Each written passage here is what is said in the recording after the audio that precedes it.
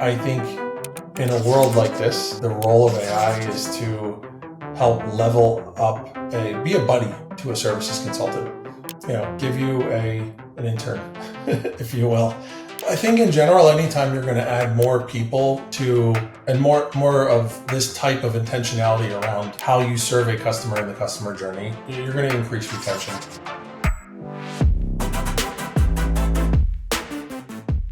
All right, we'll get started here.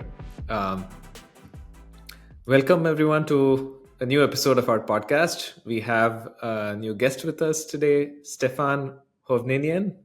Stefan, welcome to the show. Thank you. Thanks for having me. All right, quick intro here for Stefan. He has over 2 decades of experience in developing and managing consulting services. Stefan is a seasoned executive bringing a transparent, solution minded leadership style rooted in team building, growth, and lasting business impact. He actually ran his own marketing firm for 15 years. Gained a depth of understanding in client engagement, entrepreneurial growth, and operational excellence. And I see that a lot of that work was around content related consulting, Stefan. So interesting trajectory. And over the past 9 years at Sprout Social, Stefan has built a professional services organization ground up, transforming it into a high performing global team of over 40 consultants. Congrats on all of that progress, Stefan. And as a senior manager of professional services at Sprout Social, Stefan oversees Sprout's premier success programs, consulting, and advisory services, which strategically assess social maturity and chart a path for elevating customer programs to world class status. Sounds great. So, Stefan, I'll start our episode here with a little bit of a icebreaker. Um, we're all obviously thinking about AI at some level, and I know you have 3 children, I do. uh, and uh,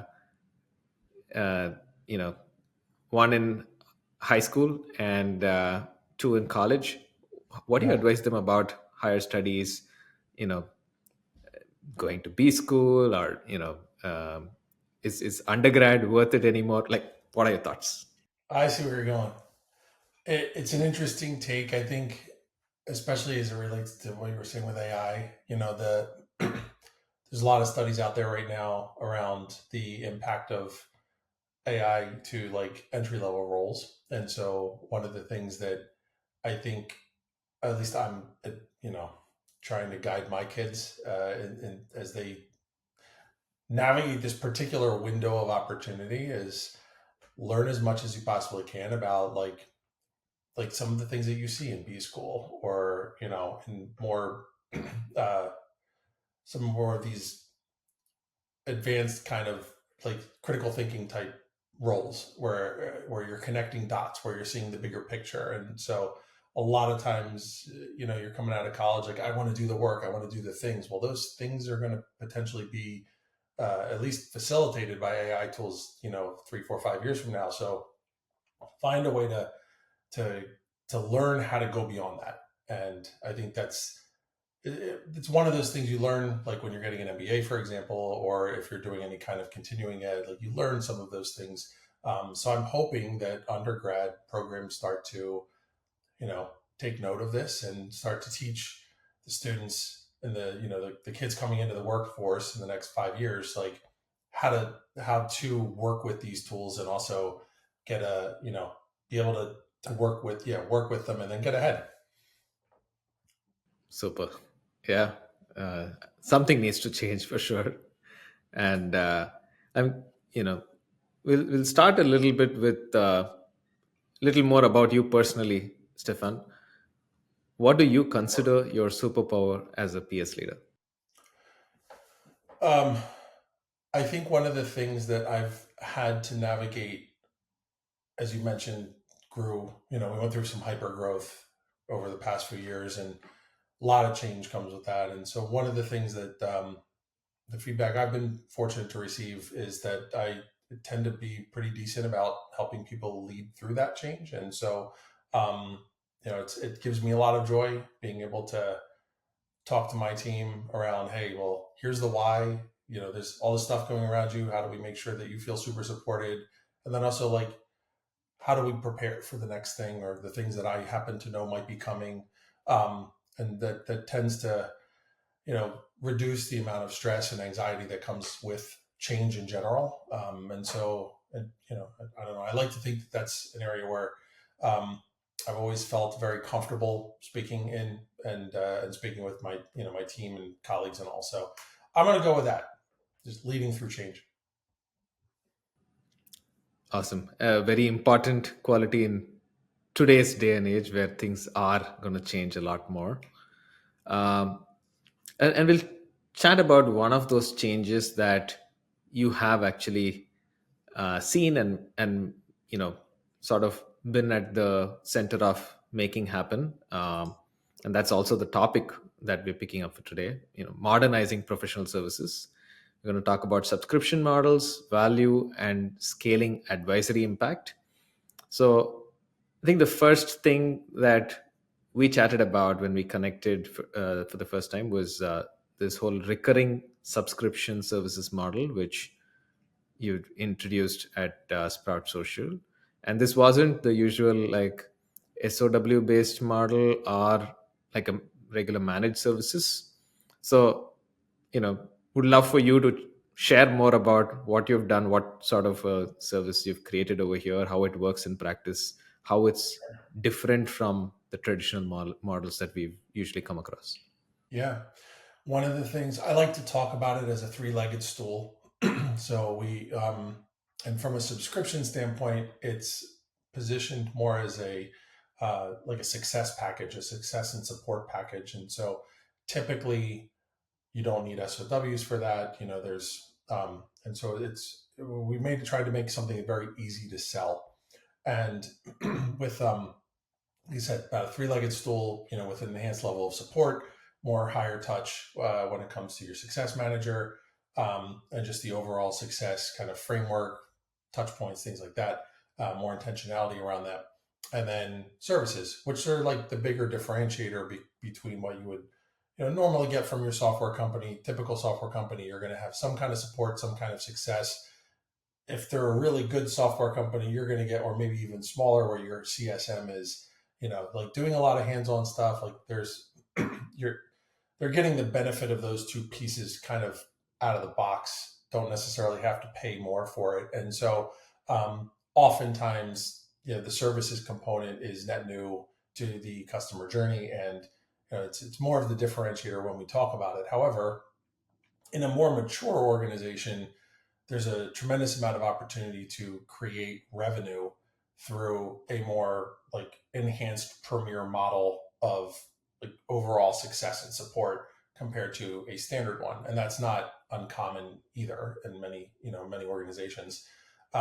So we started moving in this direction, I think in large part, frankly, because Sprout is a very easy to use tool. It's well built, doesn't require a lot of custom coding, and so even with our implementations, a lot of it is change management and training and setup, and not necessarily um, these long, drawn out deployments. So our services teams in general act more as a catalyst versus a technical dependency. And when you have that kind of mindset or engagement opportunity, you don't need to necessarily be as specific around like what specifically are we going to do, what aren't we going to do, get into all the SOWs and things like that. So it's this whole model has been a function, I think, of just the space that we're in, space that we serve, having being fairly broad in terms of the application of social teams, and our software solution in general, and how we can have. And I know we're going to talk about this in a little bit too, but like our services function is meant to be more of that catalyst for leveling you up into more of a world class program, as opposed to something that feels more like just training, or it's like support or customization and report delivery, managed services, stuff like that.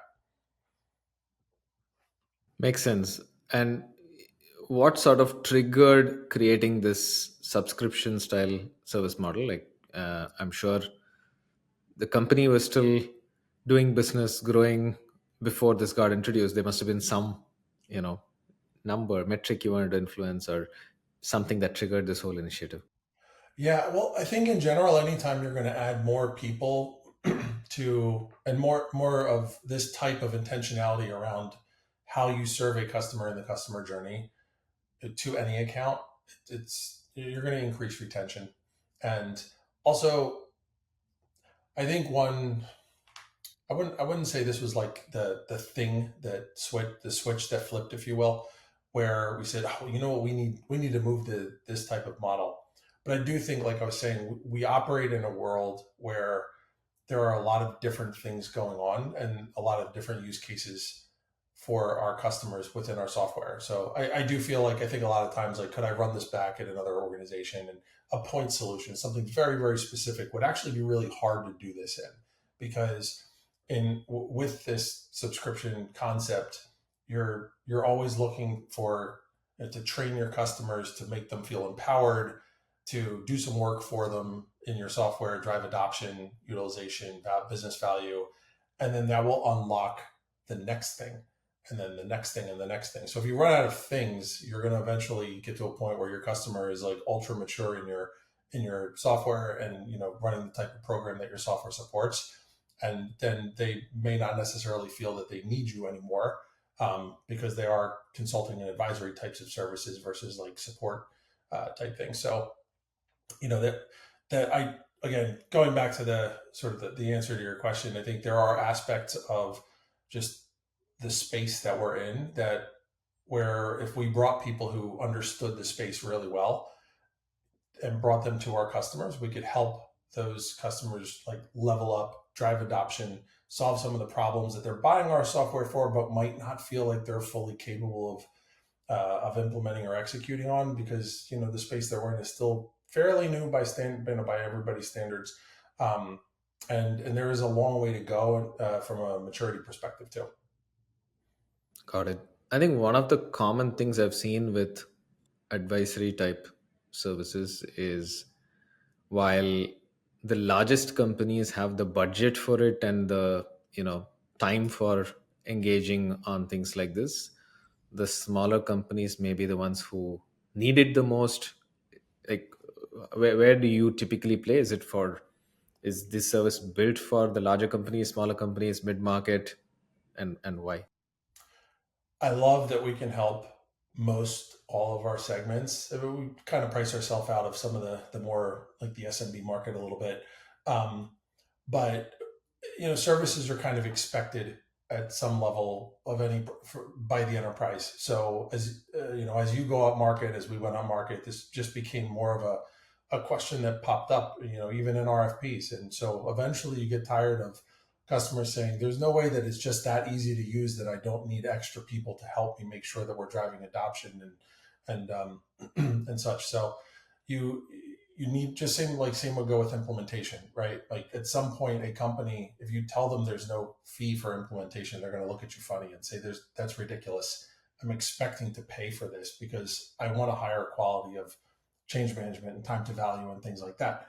And so note for anybody listening to this, going up market, like these are things that culturally you will have to get your sales team to start to buy into, and your success team to also buy into, that like you have to draw these lines in the sand, and your people are incredibly valuable and they deliver value, and people should be willing to pay for that. So those are I went off on a little sidebar there, but they are absolutely aspects of this that that come up. And to your point about whether this is something that like enterprise, they kind of require it.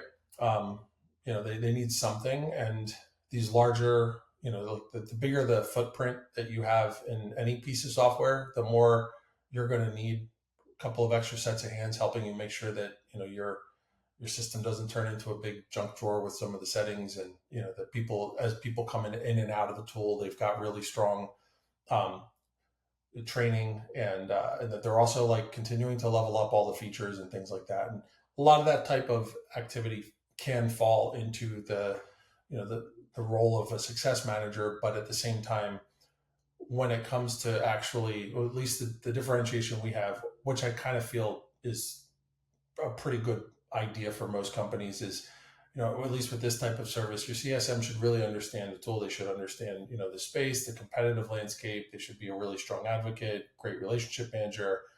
But then, are they the ones who are supposed to go in and like do stuff for you? So I think that's where you can create that differentiation between a CSM and a services consultant in this type of a model. Um, and that's the type of thing that is needed for for enterprise. And now on the SMB side, a lot of it honestly is more educational. And so these are people who they're making an investment to level themselves up, and you're there to provide education and to be like, I know where you are today, I know where you want to go tomorrow. And instead of you giving me some of your strategic initiatives and the key things that are important to you, and I'll help you execute them, I'm going to just kind of tell you how this is going to go, and I'll be there with you every step of the way.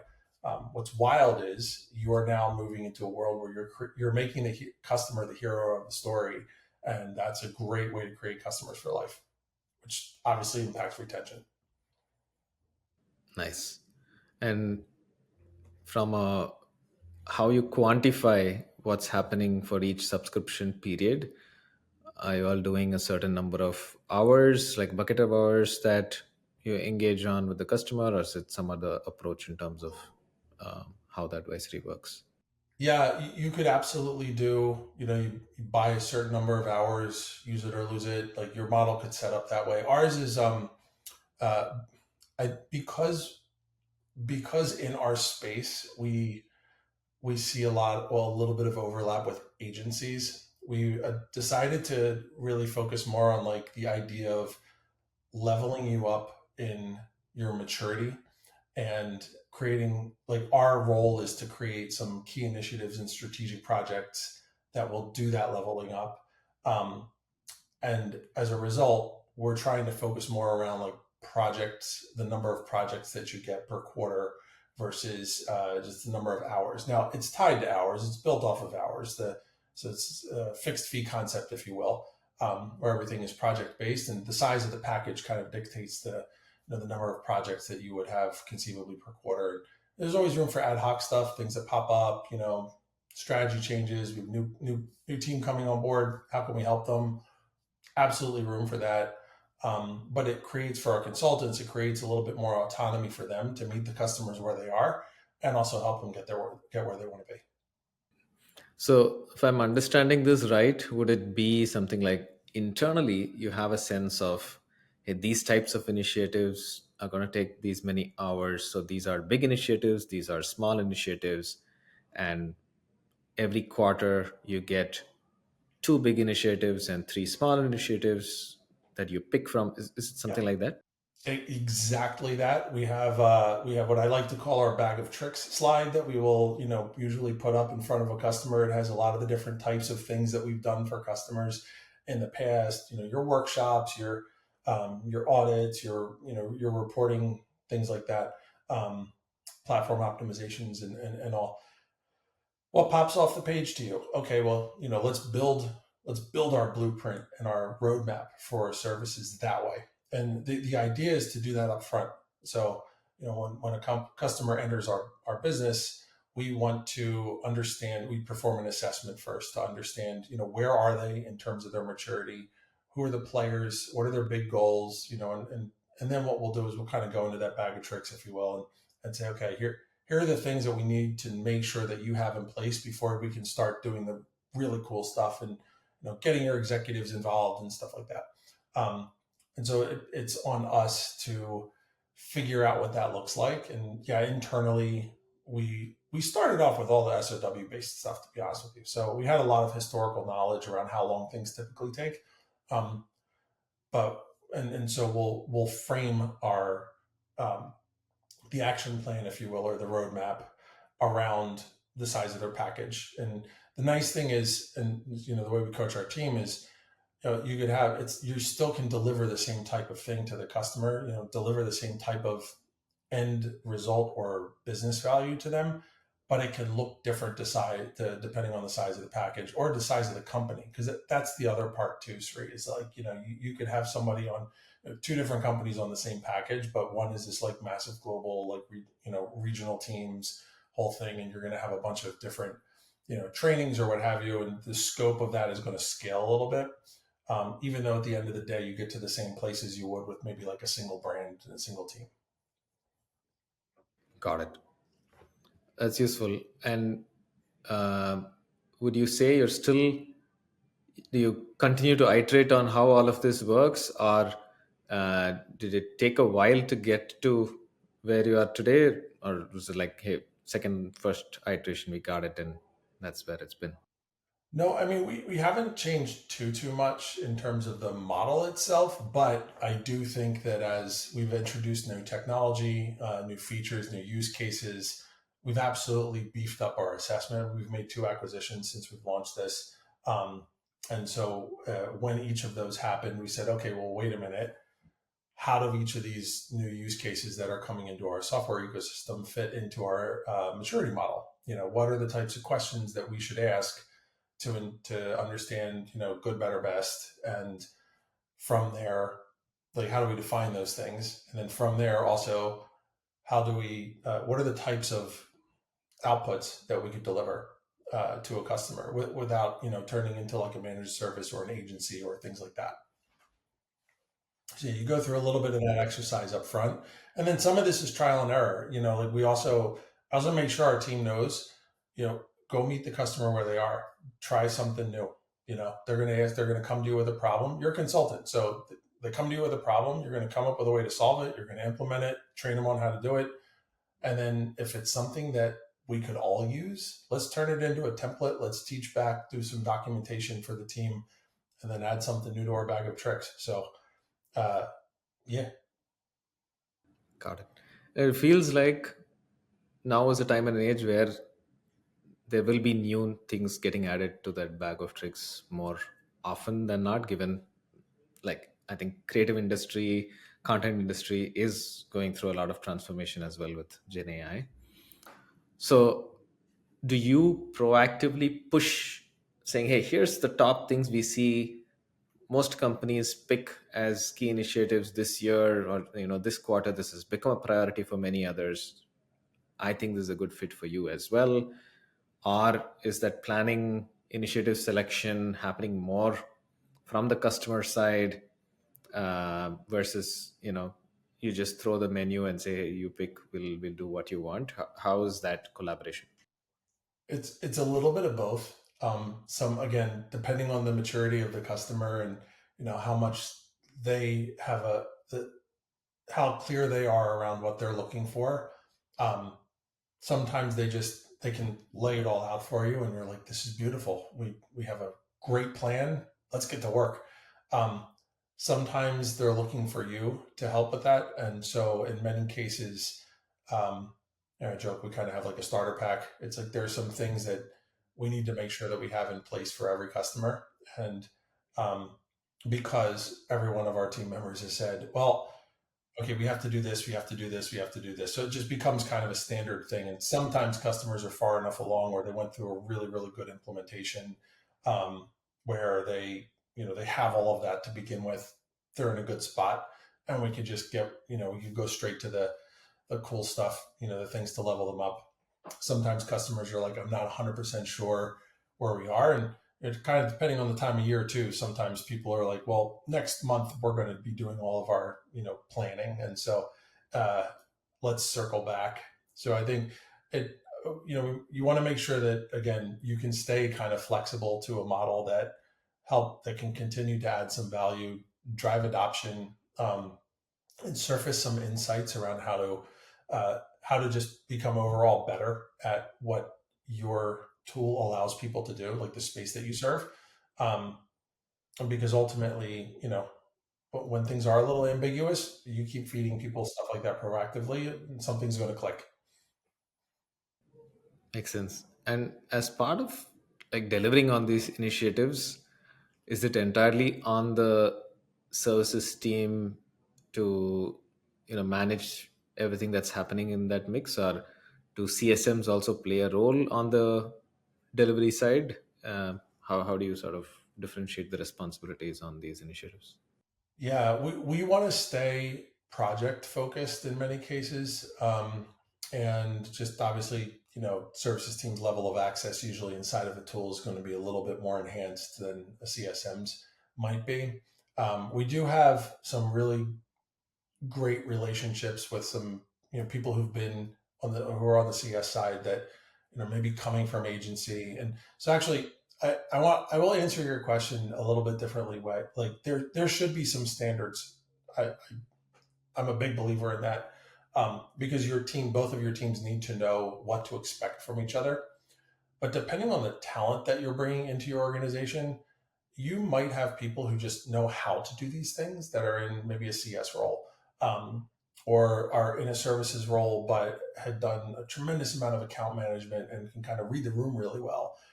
So the two of them, at least with us, like the two of them play off of each other really well, and they make sure that our customers know when to reach out to support, when to reach out to success, when to reach out to services. And I think it's really, really important in a model like this to, if you're going to go with something like a project focus, but your services team, you want to make sure that they're staying focused on the things that they're supposed to do, because it is very easy with this more team-based approach to slide into a like reactive kind of enhanced support mode. It's also really easy to slide into an adjunct CSM role, and so you want to work with your CS leaders. Obviously, it's like, how do we want everybody to behave, and also give your CSMs an opportunity to say, okay, in this premier model, how do we want you to show up, and how can that be different from when you need to go a little over and above for a customer who doesn't have this, because you ultimately want to be able to sell them into this and not make the customer say, well, you do all this stuff for me anyway. Why do I have to bother paying for it? So there's a little bit of that too. Understood. And the world is changing with AI. How do you see professional services advisory evolve with AI? What are you guiding your team on? Where do you want them to use more of AI? You know, where do you direct them in terms of how they should be using more AI in their space? Yeah. Well, we talked about it a little bit at the top, even with the college stuff, right? AI is going to be able to take some of the busy work away, especially for companies who are investing in agentic tools. So where their customers can directly interface with something inside the app and get some insights, and you know get some perspectives, and maybe execute on some basic stuff. Um, our team obviously performs a lot of that work, and but it's still busy work to them. So I think in a world like this, the role of AI is to help level up, be a buddy to a services consultant. Give you a an intern, if you will, somebody, something that can help take some of the load off of the basic things that your customers are asking, that you're spending a lot of extra time on, and allow you the space to go and do some deep research to truly understand their business, what makes them tick, find some new opportunities, go deeper into competitive analysis, and again with the intent of unlocking new use cases, overall leveling them up. So that's where we're making sure that our team has tools like that. Even internally, we're looking at ways where we can create sort of a brain around our, consulting brain, if you will. Some AI tooling where not only can they get their work done a little bit faster, but also tap into different, I don't know, situational circumstances, right? In situations where they need to come up with a perspective on something, um, and like do some research around it, come up with some options, execute to them, etc. Got it. And I know the whole software industry went through like at least a couple of years of uh, higher than normal churn because questions were being asked about ROI from software offerings.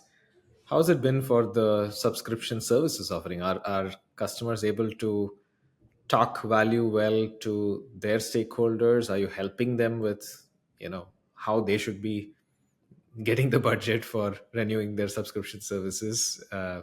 Yeah, curious to hear about that. Yeah, it's really important because of the nature of advisory services in general. It's like a soft skill. It's a little tricky sometimes to prove to have like a definitive thing. Like I did these things for you. I can hand them to you on a like personally whatever. Um, and so what I can share is that um, retention is a lot higher when you have these types of services, and I think it just goes largely because you have people who are continually bringing the responsibilities to bring you back into the platform. It's continue to drive adoption, continue to drive innovation. That is our job. So naturally, you have customers who are saying, "Wow, no, I'm using Sprout. It's awesome. It's everything I need it to be."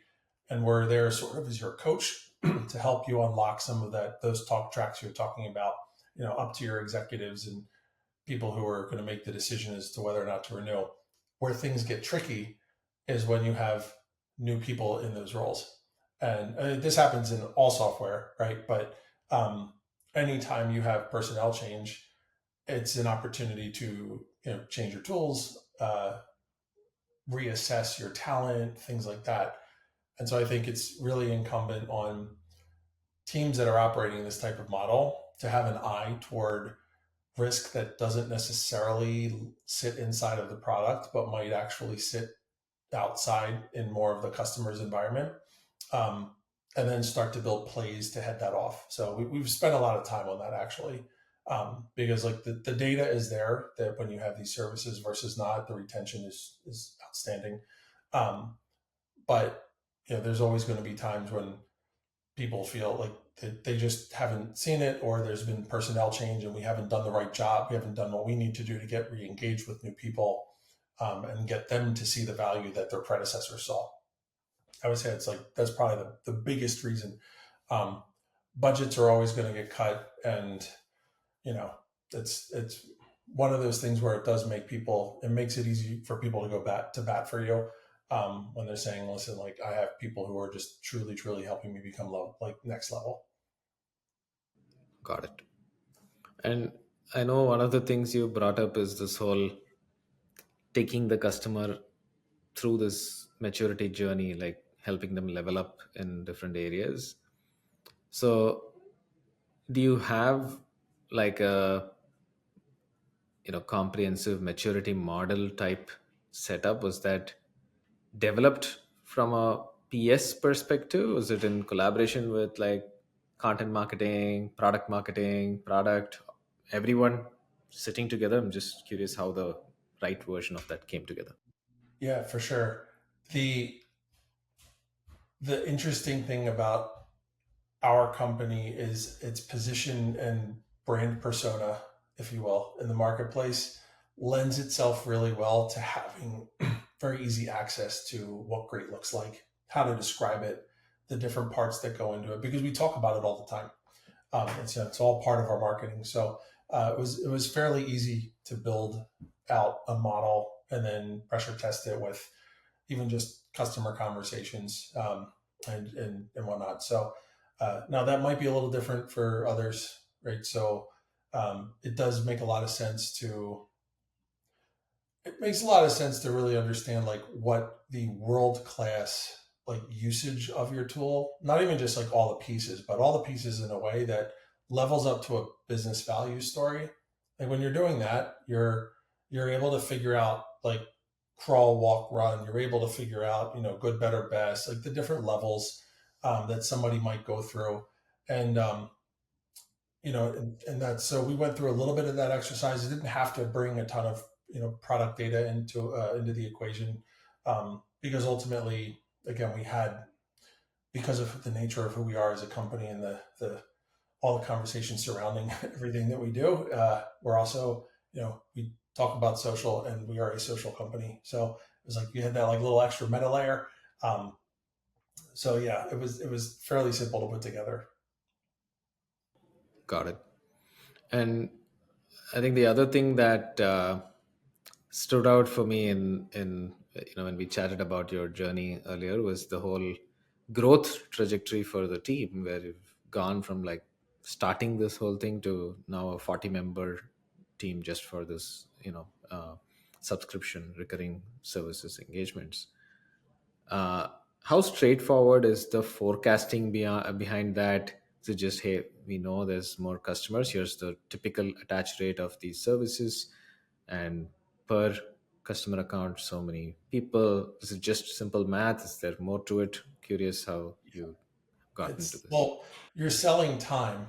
So even though we don't talk about the services and delivery in terms of time, we're still selling time, and time doesn't scale. So if it's very easy, we have a PSA that just spits out a report, and it essentially says, "Hey, you need more people um, based on what's in the pipeline." So you do need some good pipeline numbers for sure, right?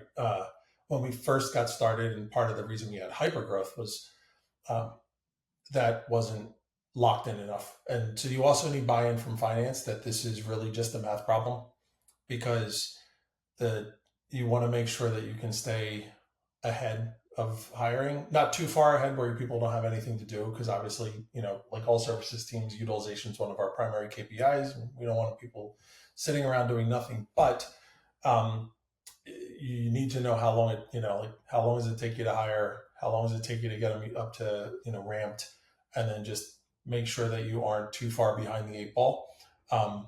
So that takes some time usually to get that kind of buy-in from finance, but the minute that we did, it was very easy to just keep hiring.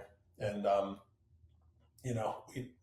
we have a profile, because we don't need as much of the technical side of things, that is uh, it it lends itself well to getting some amazing talent. So we're really, really fortunate. I will say, like, this may not work for everyone, but all the pieces are definitely in place for us, where we can bring in people who've, like, I did a poll of our team, and like over 60% of them have actually been decision makers in social at one point in time in their career. So it's like, when I can get on calls with salespeople or with customers and say, like, my people have actually literally been in your shoes, making the decisions that you are actually making. And that's very different from what you would normally expect from a services team inside of a software company.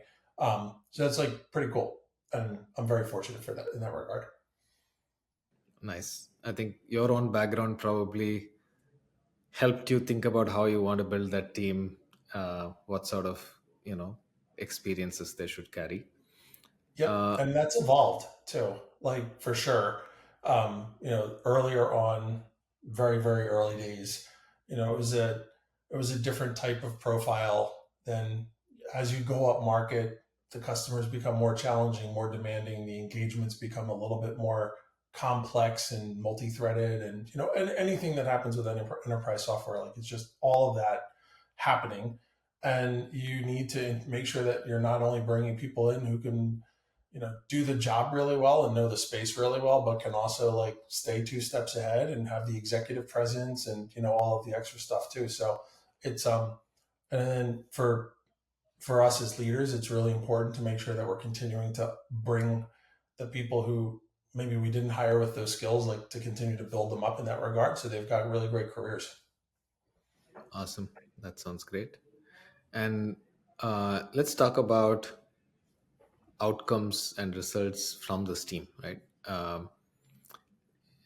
How I'm sure you're measuring this, but how is the team today impacting retention, NRR, overall, business growth? And do you see the focus as, hey, defensive, I want to like focus on the retention through my services, or do you see it as more of the focus is on aggressively growing customer accounts? How do you sort of guide the team? Mm, more defensive. The charter that we have, we're here to defend revenue. I mean, that's, where we sit on, we're post sale, very post sale. and we're here to defend revenue at the end of the day. The retention numbers, as I've said before, are they were publicly traded, so I'm not going to share too much, but because I don't want to accidentally say something I'm not supposed to. But they are very healthy compared to customers who don't have our services. Um, and I do feel like it's a function, again, a function of just having people who are intentionally making sure that you are getting the most and like proactively there to like give you things that are going to help you get the most out of your experience, in relationship with us. Um, so I do think there's some component of that. Like, could we create a scaled model? It would be very different. I think the outputs would be very different there. Um, Productized, same thing. But in general, you are bringing smarter people to the table, and people who have expertise in this, in not only the product but also the space and how to apply it, and you're giving that to a customer who doesn't have that today. And so I think anytime that you can do that, just like philosophically, they're going to be better off. They're going to be more likely to renew because they're going to be happy. Um, but yeah, and as far as like aggressive acquisition, we want to make sure, because of the nature of this model, and this is also something that's like really important when our account teams are looking to grow accounts and they have services already seeded in, we want to make sure that we're operating in lockstep with them. So in some cases, we can help with some of the growth. We're not gold on it or anything. It's truly just like we're here to defend revenue. But I think there's a great, you're not a salesperson, so you're that impartial voice, that trusted advisor. Our agenda is just to make sure that you're getting the most out of your relationship with us. So it's a nice place to be able to come into a conversation and offer some perspective that a customer needs XYZ. And here's what they can do with it, and here's what other people like them have done with it, because I've actually worked with those people. Like that's a very powerful thing to be able to say. Um, and the only other thing that you want to make sure that you do is, as your footprint and the scope, if you will, of your um, of your customer increases, that you aren't spreading your services too thin across all of that. So, just think like a peanut butter sandwich, right? There's only like, your piece of toast is is like, this is the current footprint. I've spread it nice. It looks great, and then the toast got bigger. Well, if I'm going to spread the peanut butter across that extra piece of toast, now it's very very thin. It might not really do the job. So we do often coach our team members, but also our sales team, to like consider make sure that we're considering the impact to services with these growth deals. Got it. And if you look forward the next year, 2 years, what do you think will be your top two initiatives, or like top initiatives you look forward to putting in place? Oh, well, it's interesting. So we've been doing this a couple of years now, and so we have people who are in year two, year three. We're going to go out that far, year four of working with us. And I think the relationship that you have with them has to evolve. And so I'm sure we're going to be challenged with making sure that that's continuing to happen, um, and that we're able to continue to provide value. And in some cases, not all, but in some cases, the value that we need to provide to them, we haven't seen it yet, because again, it's like we haven't had those much more mature customers now say, okay, well, like, what do we do here?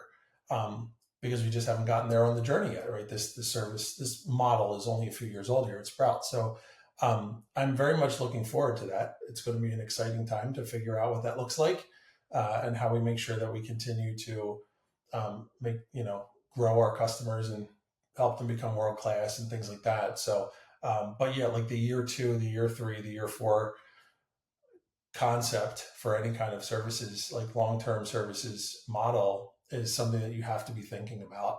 Um, our Yeah, I mean, that I would say that's the main thing, and we're also in a space where I think there's still some room to grow product wise.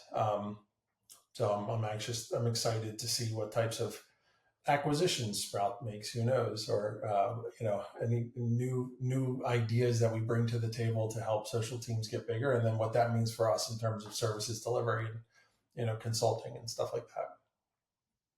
Nice. Uh, Again, I think I probably am saying this for the third or fourth time, but we are in a unique time from how things are changing around us.